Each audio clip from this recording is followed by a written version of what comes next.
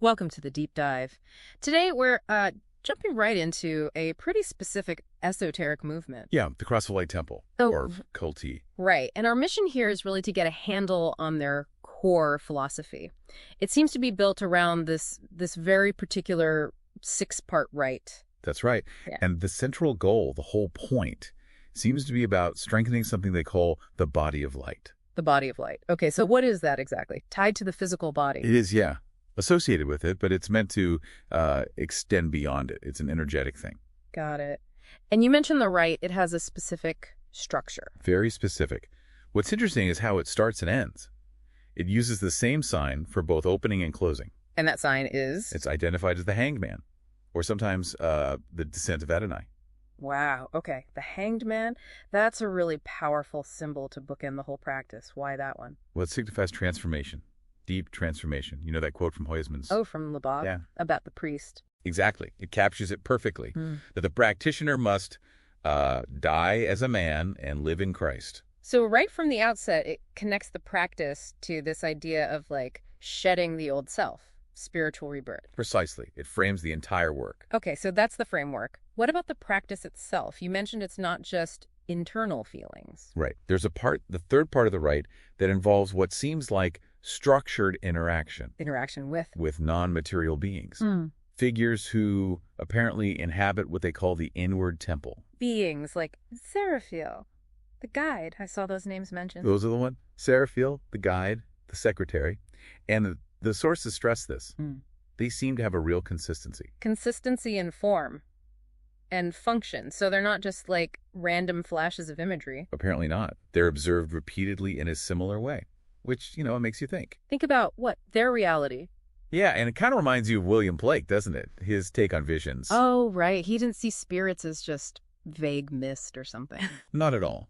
He said they definitely weren't cloudy vapor or a nothing.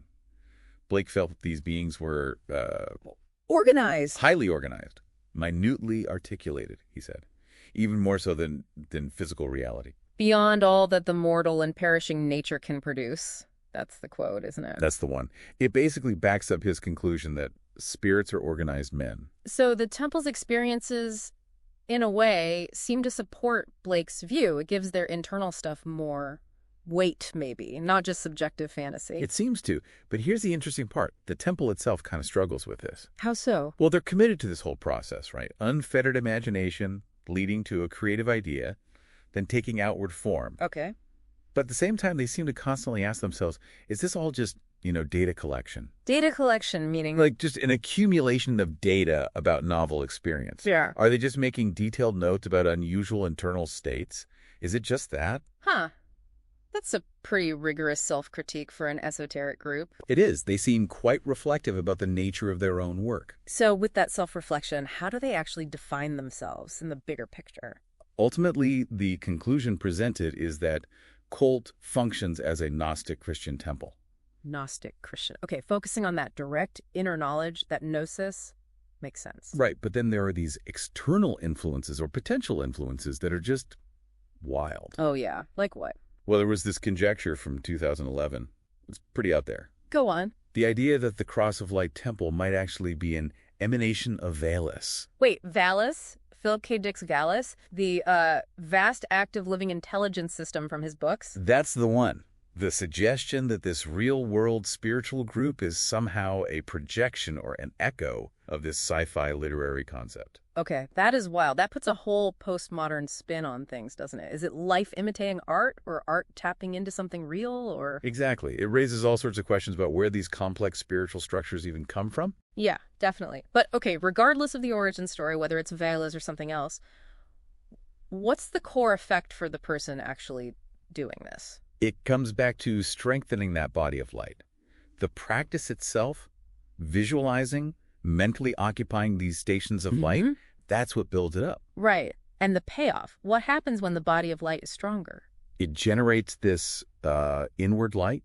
You can think of it as the combined light from all those visualized points, all those stations. Okay, an inner glow, sort of. Yeah, and that light then shines outward. It fundamentally changes your perception. And that leads to what they call the temple attitude. That's it. It's this shift where you start to realize or feel that Everything is the work of the temple. It's not separate from life. It integrates everything. An integrated way of seeing the world through this lens. Yeah. Okay. So, wrapping up, what's the final take? Is this COLT mission seen as, legitimate? The sources seem to land on yes. The core mission seems valid in its own terms, even though there are definitely open questions. Questions about... Well, how do you effectively share this kind of knowledge?